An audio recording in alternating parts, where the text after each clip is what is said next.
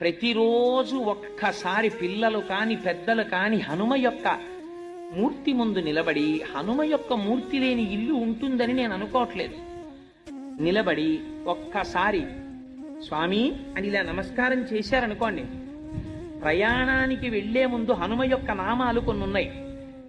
ఆ నామములను మీరు ఒక్కసారి చదివి బయలుదేరారనుకోండి, ప్రయాణ కాలంలో వెడుతున్నప్పుడు మీకు ఏదైనా ప్రమాదము జరగవలసి ఉన్నది అనుకోండి, గ్రహరీత్యా ప్రమాదం జరిగి నెత్తురు చిందవలసినటువంటి రోజు గ్రహస్థితిలో వచ్చిందనుకోండి, అప్పుడు మీరు అని ఆ నామాలు ఉంటాయి. ఆ నామాల్ని మీరు ఒక్కసారి చదువుకునేవి ఎన్నో ఉండవు, 12 నామాలు. 12 నామాలు చదివి మీరు వెళ్ళారనుకోండి, ఆ రోజు మీకు ఏ చెయ్యి తెగిపోవడమో, కాలు తెగిపోవడమో, తల పగిలిపోవడమో అయిపోయి నెత్తురు వరదలై కింద పడిపోయి స్పృహలేని స్థితిలో ప్రాణాపాయమునకు వెళ్ళవలసిన వాణ్ణి స్వామి ఏం చేస్తారో తెలుసా అండి? మీరు బస్సు ఎక్కుతూ ఉండగా పైకి లేచిన ఏ రేకో కాలుకు తగిలి ఒక్క నెత్తురు బొట్టు కారి వదిలిపెట్టేస్తారు. జరగదా? జరుగుతుంది. ఎలా? వరద కింద వెళ్ళిపోవలసిన నెత్తురు ఒక్క బొట్టుతో కింద పడి వదిలిపెట్టేస్తుంది. అంత శక్తి స్వరూపం స్వామి, మహానుభావుడు, పిలిస్తే పలికేటటువంటి స్వరూపం హనుమ.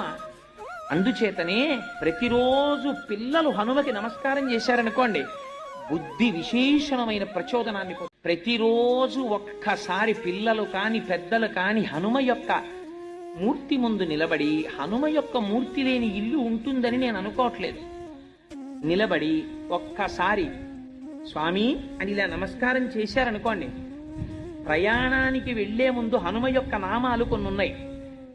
ఆ నామములను మీరు ఒక్కసారి చదివి బయలుదేరారనుకోండి, ప్రయాణ కాలంలో వెడుతున్నప్పుడు మీకు ఏదైనా ప్రమాదము జరగవలసి ఉన్నది అనుకోండి, గ్రహరీత్యా ప్రమాదం జరిగి నెత్తురు చిందవలసినటువంటి రోజు గ్రహస్థితిలో వచ్చిందనుకోండి, అప్పుడు మీరు అని ఆ నామాలు ఉంటాయి. ఆ నామాల్ని మీరు ఒక్కసారి చదువుకునేవి ఎన్నో ఉండవు, 12 నామాలు.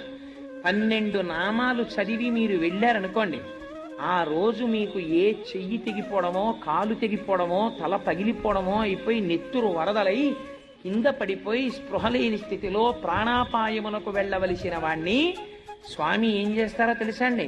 మీరు బస్సు ఎక్కుతూ ఉండగా పైకి లేచిన ఏ రేకో కాలుకు తగిలి ఒక్క నెత్తురు బొట్టు కారి వదిలిపెట్టేస్తారు. జరగదా? జరుగుతుంది.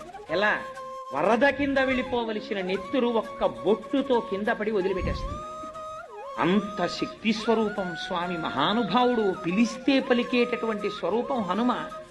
అందుచేతనే ప్రతిరోజు పిల్లలు హనుమకి నమస్కారం చేశారనుకోండి, బుద్ధి విశేషణమైన ప్రచోదనాన్ని